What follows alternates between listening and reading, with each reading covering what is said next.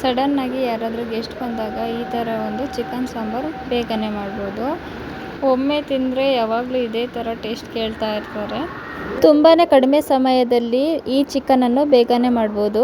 ರುಚಿಯಾದ ಈ ಚಿಕನ್ ಸಾಂಬಾರನ್ನು ಹೇಗೆ ಮಾಡ್ಕೊಳ್ಳೋದಂತ ನೋಡೋಣ. 2ರಿಂದ 3 ಈರುಳ್ಳಿನ ಒಗ್ಗರಣೆ ಹಾಕ್ಬಿಟ್ಟು ಚಿಕನ್ನ ಚೆನ್ನಾಗಿ ತೊಳೆದ್ಬಿಟ್ಟು ಒಗ್ಗರಣೆ ಹಾಕಬೇಕು. ಚೆನ್ನಾಗಿ ಫ್ರೈ ಮಾಡಬೇಕು, ಸ್ವಲ್ಪ ಬೇಯೋವರೆಗೂ. ಸ್ವಲ್ಪ ನೀರು ಬಿಟ್ಕೊಳ್ಳುತ್ತೆ ಆ ಚಿಕನ್ನಲ್ಲಿ.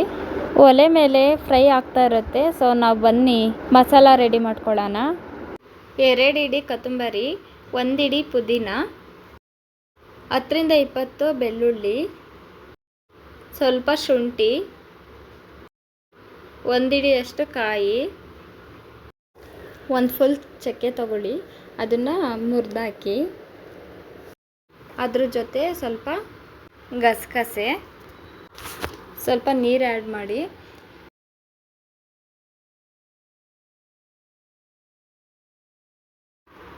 ಸೊ ಮಸಾಲ ಎಲ್ಲ ರೆಡಿ ಆಯಿತು.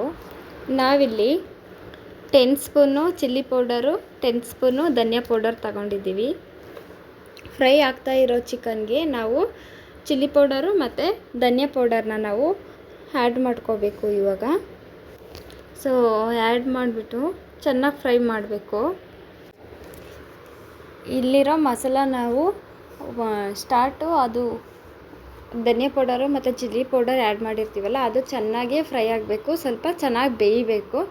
ಅದಕ್ಕೆ ನಾವು ನೀರು ಹಾಕ್ಬಿಟ್ಟು ಇನ್ನೂ ಚೆನ್ನಾಗಿ ಬೇಯಿಸ್ಬಿಟ್ಟು ಅದು ರುಬ್ಕೊಂಡಿರುವಂಥ ಮಸಾಲಾನ ನಾವು ಲಾಸ್ಟಿಗೆ ಹಾಕಬೇಕು.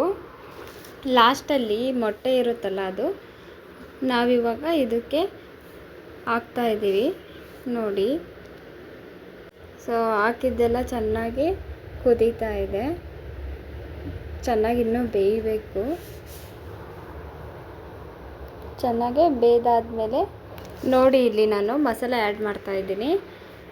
ಸೊ ಮಸಾಲೆ ಎಲ್ಲ ಹಾಕ್ಬಿಟ್ಟು ಚೆನ್ನಾಗಿ ಅದನ್ನು ಮಿಕ್ಸ್ ಮಾಡಿಬಿಟ್ಟು ಇನ್ನೂ 1/4 ಗಂಟೆ ಬೆಂದರೆ ಸಾಕು.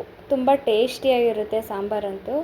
ಸ್ವಲ್ಪ ಚಿಕನ್ ಮಸಾಲ ಹಾಕ್ತಾಯಿದ್ದೀನಿ. ಸೊ ಈ ವಿಡಿಯೋ ನಿಮಗೆ ಇಷ್ಟ ಆದರೆ ಲೈಕ್ ಮಾಡಿ, ಶೇರ್ ಮಾಡಿ, ಕಾಮೆಂಟ್ ಮಾಡಿ, ಸಬ್ಸ್ಕ್ರೈಬ್ ಮಾಡೋದನ್ನು ಮರಿಬೇಡಿ. ನಿಮ್ಮ ಮನೆಯಲ್ಲಿ ಮಿಸ್ ಮಾಡದೆ ಟ್ರೈ ಮಾಡಿ. ತುಂಬ ಟೇಸ್ಟಿಯಾಗಿ ಸಖತ್ತಾಗಿರುತ್ತೆ ಫ್ರೆಂಡ್ಸ್.